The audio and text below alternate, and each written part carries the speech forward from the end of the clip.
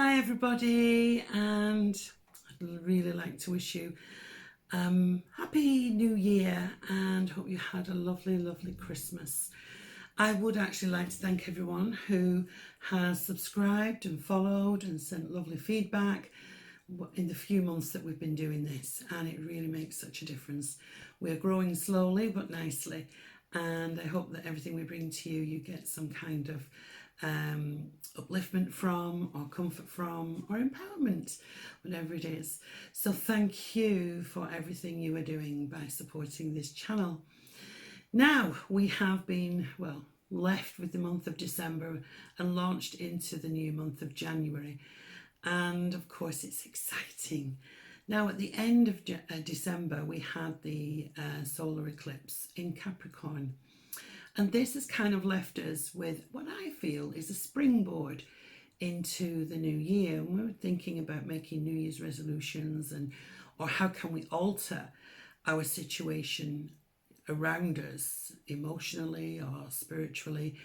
I think it's given a good flavour and a good energy to help us to reflect on what needs changing, because it's brought in the opportunity to evaluate everything in our material world. What does that mean?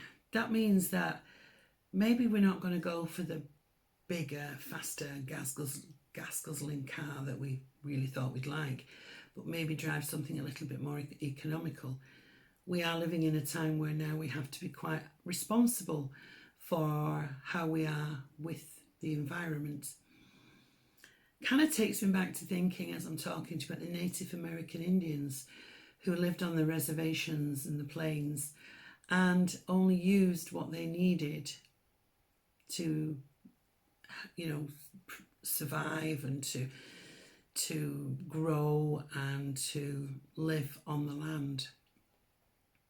For us, it would mean something completely different. It might be that maybe we're going to walk to work instead of using the car. Maybe we are going to not sort of get involved in the high-end stuff and be more observant about what we're using, where it comes from, how it arrived at what it is, that kind of thing. So that gives us the chance to evaluate what we're doing in our lives on a daily basis. And it also brings in practical planning, especially with and combining it with our spiritual and moral ethics. So again, it's like how we move forward. What is it we're going to move forward into? Is it responsible to the planet? Is it responsible, and is it taking into consideration the way we help other people along the way? And I think we'll see a lot more of that this year. It's also about making the best of our situation. We would all like to change our situations. We would all like to be, I suppose, in a more comfortable situation. But where do we draw the line where enough is enough? Do we have plenty? Can we help somebody else? And also, it's giving us the chance to look at our past mistakes. What did we do wrong? Or what would we change if we had the opportunity arrive again? And so there's a lot of change there. And if we bring it back to ourselves, if we're looking for relationships, what mistakes did we make in a relationship, or what mistakes do we keep making? This is the time to evaluate that. Might be about work. Maybe you've made the same mistake about working for somebody you don't want to work for, and you find yourself in the same situation. Usually that's a sign that we need to change something, and change is something that we fear. But you know what? It takes us out of our comfort zone, and when we get through it, we actually feel so much better for it. So using that as a springboard, opportunities to evaluate everything in the material world, keeping it real and in perspective, making the best of your situation and being humbled and have gratitude in that, and looking at our past mistakes in order to look at how we can better improve ourselves, because all of this spiritual growing and learning is how we can make and feel better, and how we interact with other people on the planet. So anyway, that's the springboard it's given us, but we're going to look at you individually now through the star signs with the tarot cards. I've got a new deck of cards, and I'm really looking forward to having a look at what's in store for you in this month of January 2020. It's exciting, a new decade. So let's go for it.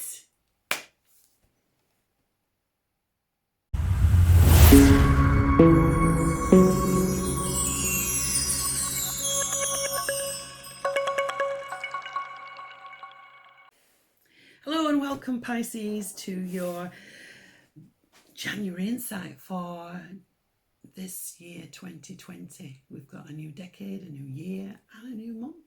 So it's exciting times.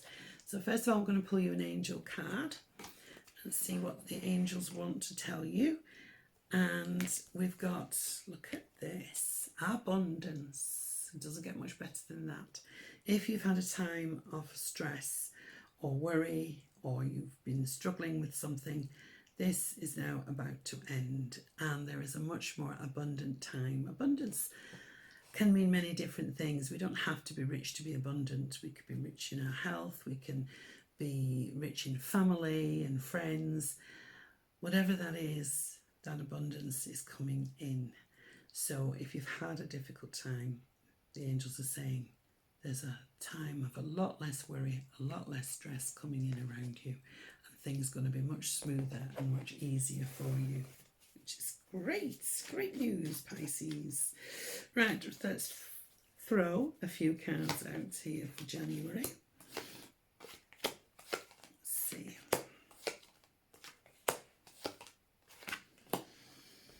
Okay, so a lot of emphasis around family and home and relationships here for you.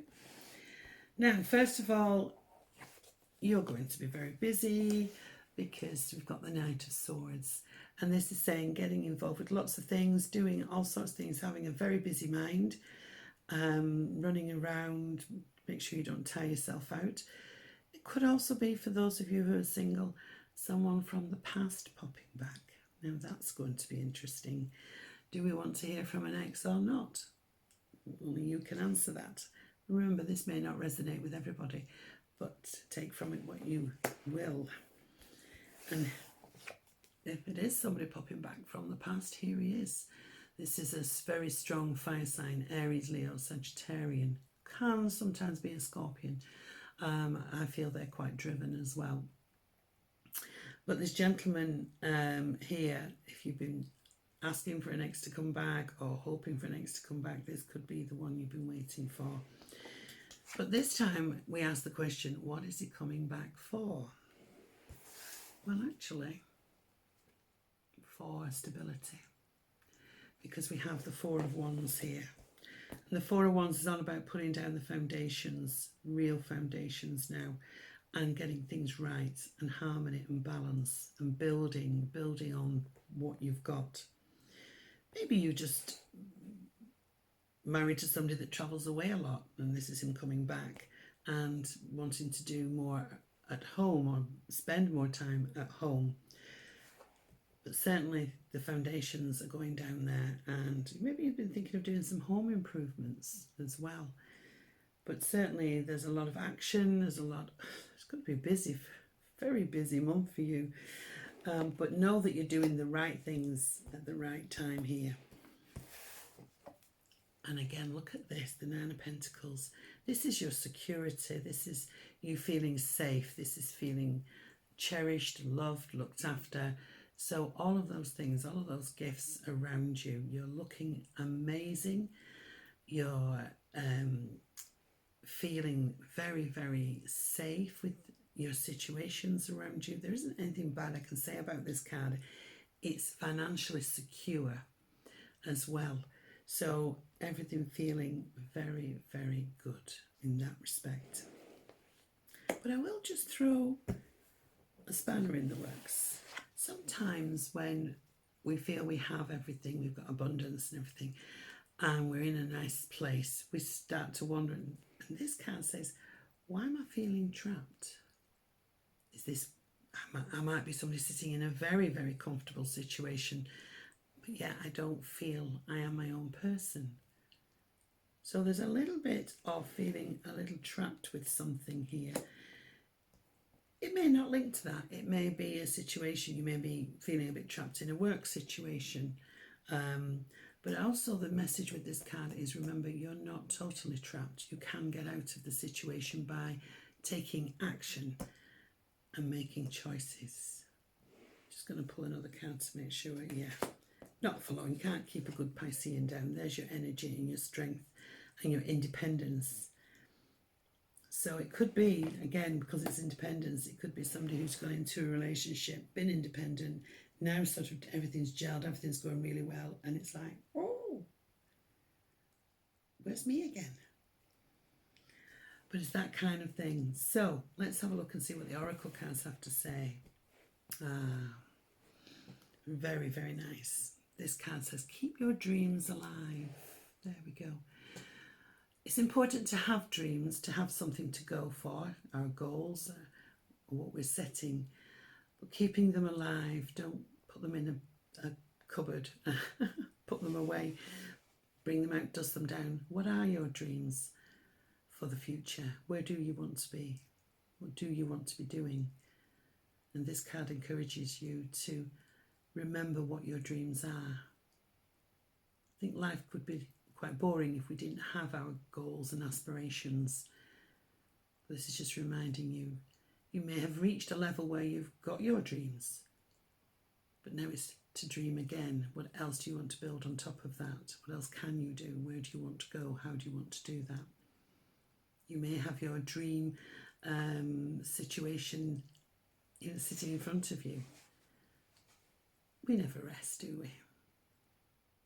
So yes, keep your dreams alive. And the picture of the little girl there, as we're little, when we're little, what was your dream when you were little? What is your dream when you were in your 20s? What is your dream in your 30s and 40s and so on? Keep them alive. I hope you've enjoyed your reading for this month as much as I have enjoyed delivering it to you lovely Pisceans.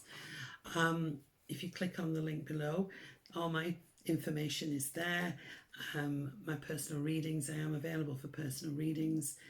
If you haven't already and you've enjoyed this session, then please like, share and subscribe. It helps keep the channel going, and there'll be more of this to come in the future.